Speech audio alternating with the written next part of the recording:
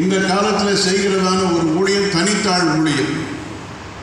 அந்த தனித்தாள் ஊழியத்தை நீங்கள் செய்வதற்கு நீங்கள் முயற்சிப்பீர்களே ஆனால் ஆண்டவர் உங்களுடைய முயற்சிகளை நிச்சயமாகவே ஆசீர்வதிக்கிறார். அல்லேலூயா. கர்த்தருடைய நாமத்திற்கு மகிமை உண்டாவதாக. அந்த ஊழியத்தை செய்வதற்கு ஆண்டவர் உங்களை பலப்படுத்துகிறார். ஆமென். ஆமென். 1ஆம் அதிகாரம் அப்போஸ்தலர் நடவடிக்கைகள் 1ஆம் அதிகாரம் 8வது வசனம் என்ன சொல்லுகிறது என்பது நம்ம எல்லாருக்கும் தெரியும்.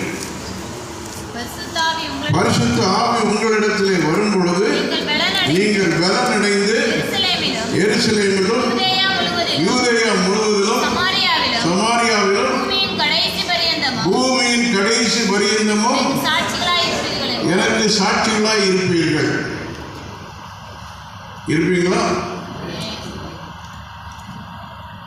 இன்னைக்கு